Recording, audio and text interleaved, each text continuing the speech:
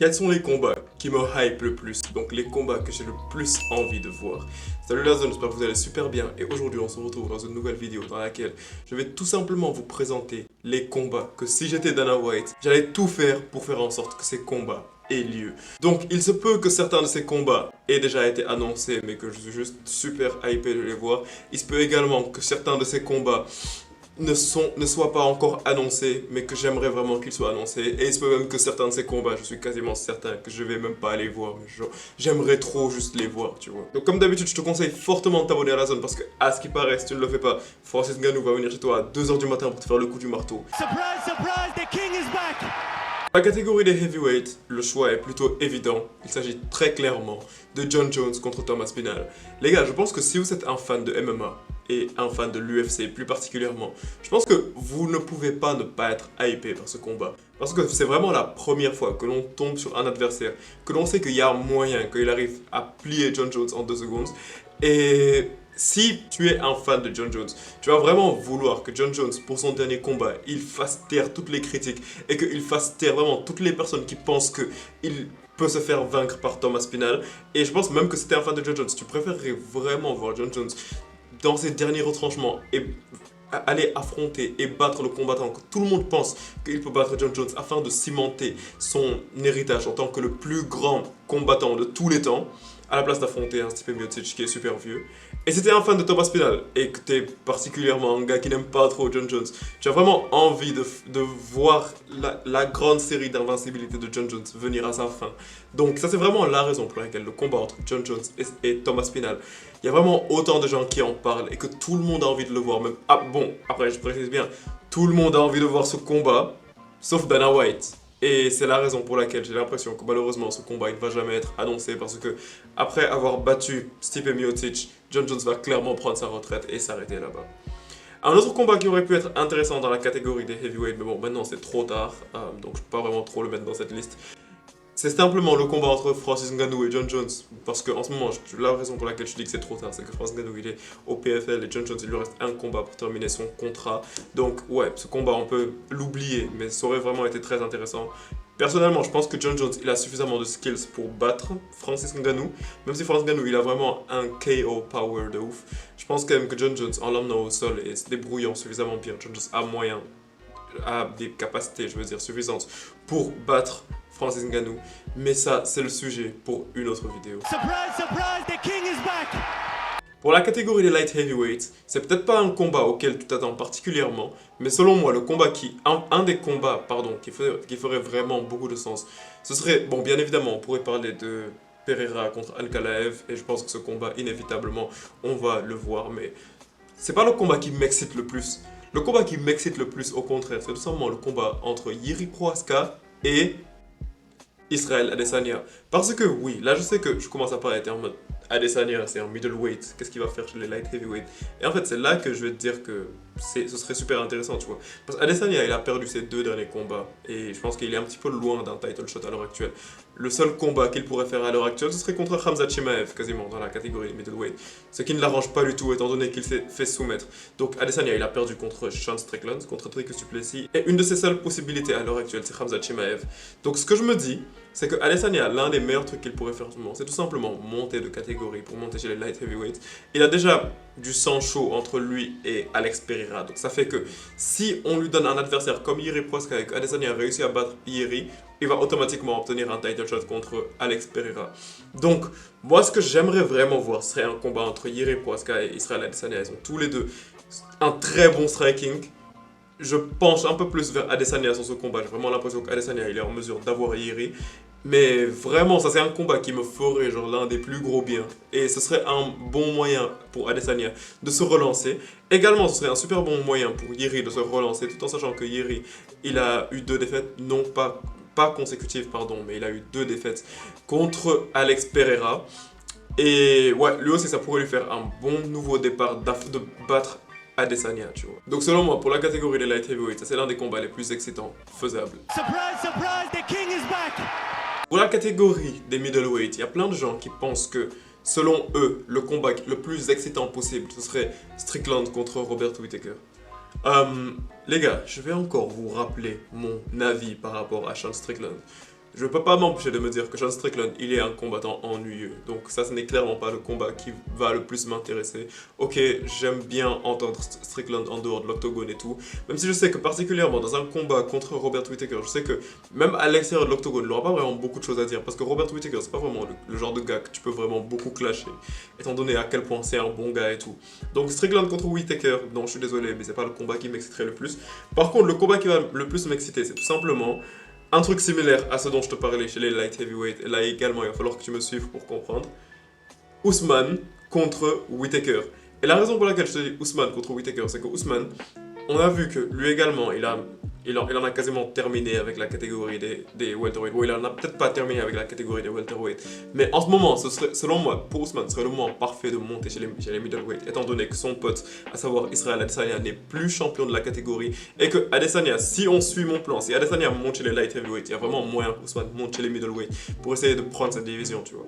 Donc, si Ousmane monte chez les middleweight, vu le rang, le classement qu'il a, et vu le combat, le dernier combat qu'il a eu, qui était contre Khamzat Chimaev, et que vraiment, Ousmane a réussi à vraiment faire une masterclass. Bon, peut-être pas une masterclass, mais Ousmane s'est vraiment bien battu contre Khamzat Chimaev. Jusqu'à ce qu'il y ait vraiment plein de personnes, dont moi, qui pensent que Ousmane, il a gagné ce combat, littéralement, contre Khamzat Chimaev. Moi, je me dis que ça, plus le fait que c'était un ancien pound for pound numéro 1 et tout, ça peut lui donner un combat minimum contre Robert Whittaker. Donc, Ousmane contre Robert Whittaker, moi j'ai l'impression que ce serait un bon combat qui serait faisable. Après, ça va bien évidemment dépendre du résultat du combat entre Robert Whittaker et Khamzat Chimaev. Est-ce que le vainqueur va obtenir directement un title shot? Qui va gagner de ce combat et tout? Mais vraiment, selon moi, dans la catégorie des middleweight, l'un des combats les plus excitants que l'on pourrait faire à l'heure actuelle, ce serait très clairement Kamaru Usman contre Robert The Reaper Whittaker. Surprise, surprise, the king is back! Pour la catégorie des welterweights, ce n'est clairement pas Conor McGregor contre Michael Chandler. Pour être honnête avec toi, ce combat, c'est... Bon, je sais que si il avait lieu, j'allais le regarder, bien évidemment.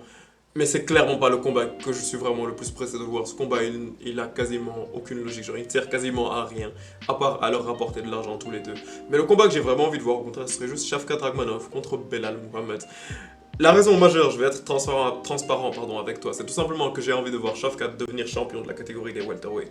Parce que, ouais, genre, comme ça, on aura vraiment un champion qui termine ses combats, genre un champion vraiment super entertaining dans la cage et tout. Mais ça fait du sens, je me dis, parce que Belal, on voit qu'il est prêt à prendre n'importe quel combattant, ce que Leon Edwards n'était pas prêt à faire. Et Shavkat Rakhmonov, on voit qu'il est vraiment sur une montée de ouf. Alors, il a une série de 18 victoires pour 0 défaite avec 18 finishes. Et je pense que maintenant, ce serait vraiment le moment pour qu'il puisse vraiment se tester contre un combattant aussi complet que Belal Muhammad. Donc vraiment, ce combat, je sais qu'il sera phénoménal parce que tu pourras voir du striking de génie autant que tu pourras voir du grappling de génie. Donc ça, j'ai l'impression que ce serait vraiment une masterclass en termes d'arts martiaux tout simplement, parce que dis ce que tu veux sur Belal, dis qu'il est ennuyeux, dis que tu l'aimes pas, n'importe quoi, mais tu ne peux que accepter que Belal dans la cage, c'est juste une machine technique, on va pas se mentir, c'est juste une machine technique, même s'il ne termine pas ses combats, ça reste une machine technique. Surprise, surprise, the king is back! La catégorie des lightweights, là je suis un petit peu mitigé, je suis vraiment mitigé parce qu'il y a vraiment deux combats que j'aimerais voir de ouf. Le premier, c'est clairement Arman Tsarukyan contre Islam Makhachev. C'est vraiment ça pourrait vraiment être super intéressant tout simplement parce que Islam Makhachev, genre là on voit à quel point il est à son prime, et Arman, on a vraiment tendance à le marketer comme la personne qui est en mesure de battre Islam Makhachev parce qu'il a vraiment un super bon sol, il est super bon en grappling, il refuse de se faire mettre la pression, c'est lui qui te met la pression au contraire, et il a vraiment un bon stand-up game, donc il a un bon striking. Ça pourrait vraiment être super intéressant. Malheureusement, c'est déjà ce qui s'était passé dans le passé. Je peux dire malheureusement ou heureusement parce que ça crée le fait qu'il y a un petit peu de mauvais sang entre les deux. Par cela, je veux te dire que Islam Makhachev, il a déjà battu Arman Tsarukyan dans le passé, donc on pourrait se dire que le scénario pourrait être un peu le même. Mais on peut également se dire que Arman, peut-être qu'il a appris de ses erreurs et que maintenant, avec ce rematch, il va gagner. Ça peut créer une certaine inconnue, tu vois. Mais le combat que j'ai le plus envie de voir, bizarrement, c'est pas un title shot, ça va plutôt être un combat, genre, peut-être qu'il va littéralement conduire à un title shot, mais ce serait tout simplement Dan Hooker contre Charles Oliveira. Parce que Dan Hooker contre Charles Oliveira, ça pourrait être tellement super intéressant, tout en sachant que Dan Hooker, il est vraiment sur une ascension de ouf, et Charles Oliveira, je veux pas dire qu'il est sur un déclin. Parce que Charles Oliveira, il a perdu contre Islam Makhachev. Bon, après, il a battu Benil Dariush et après, il s'est encore fait battre par Arman Tsarukyan. Donc, ça veut dire que Charles Oliveira, il s'est vraiment fait battre par les plus grands. Donc, je peux pas vraiment savoir si on peut parler vraiment d'un déclin de ouf. Mais Charles Oliveira, il est un petit peu redescendant, tandis que Dan Hooker, il est un petit peu en ascension. Et j'ai l'impression que ces deux profils de combattants, s'ils s'affrontaient, ils nous ramèneraient tout simplement là les combats les plus violents, les plus brutaux et les plus divertissants que l'on pourrait voir. Afin de comprendre cela, je te conseille tout simplement de penser au striking qu'a Dan Hooker et de le combiner au striking qu'a Charles Oliveira. Et essaie d'ajouter à cela la maîtrise au sol qu'un Charles Oliveira a. Et tu sais que ce combat sera littéralement un banger. Surprise, surprise, the king is back! Pour la catégorie des featherweight, je vais pas être original cette fois-ci. Je vais directement parler du main event de l'UFC 308, qui est, je pense, le combat que j'attends le plus cette année-ci, honnêtement. C'est tout simplement Max Holloway contre Ilia Topuria. Ce combat, on sait que ça va être un banger. Il y a vraiment, ça vole pas plus haut que ça. Ce combat, on sait vraiment que ça va être un banger. Deux des plus gros strikers de l'UFC à l'heure actuelle qui vont s'affronter et on sait vraiment que ça va exploser de partout. Si tu regardes Ilia Topuria, il a quasiment terminé tous ses combats par KO. Max Holloway, il est connu et marketé très souvent comme le meilleur striker de l'UFC. Donc on sait très bien que ça va être un combat qui va aller dans tous les sens. J'aime trop Max Holloway. J'aime trop Ilia Topuria. Je pense que je vais un petit peu pencher du côté de Ilia Topuria, même si je suis un gros fan de Max Holloway, mais j'aime vraiment bien cette énergie d'antagoniste et tout. Donc ouais, ça c'est littéralement le combat que je pense que je suis le plus pressé de voir dans cette année. Également, toute la construction du combat. Ilia Topuria, c'est tellement un antagoniste que je sais qu'il va vraiment faire en sorte de pouvoir vendre plusieurs billets en trash talkant, en se foutant de la gueule de Max Holloway. Peut-être il va le traiter de vieux, je sais pas, mais ça va vraiment être super intéressant. Non, il va peut-être pas le traiter de vieux parce que Max Holloway techniquement il est pas vieux, mais ouais, ça va vraiment être une dinguerie. Surprise, surprise, the king is back! Pour la catégorie des bantamweight, j'allais te dire Sean O'Malley contre Umar Nurmagomedov. Ça pourrait être intéressant en termes genre de ce qui va se passer dans l'octogone et tout. Mais pour cette fois également, je suis désolé, mais je vais pas être original. Je vais te parler du main event de l'UFC 307, à savoir Sean O'Malley contre Merab Dvalishvili. La raison pour laquelle je te parle principalement de ce main event et pas du combat qu'il pourrait y avoir entre Sean O'Malley et Umar Nurmagomedov, c'est tout simplement à cause de tout ce qu'il y a autour de ce combat. Et là, en parlant de ça, je te parle un petit peu genre de tout ce qui se passe sur les réseaux sociaux, genre entre les deux qui sont en train de s'envoyer des pics et tout simplement leur aptitude dans l'octogone. Je me dis que ce serait vraiment un combat qui serait super intéressant à voir. Donc je suis vraiment hypé de voir ce combat entre Sean O'Malley et Merab Dvalishvili. Je mets ma pièce sur Sean O'Malley dans tous les cas parce que son striking il est vraiment phénoménal et j'ai vraiment l'impression qu'il pourra résister aux tentatives de takedown de Merab Dvalishvili, mais je suis super hypé de voir ça, tu vois. Surprise, surprise, the king is back!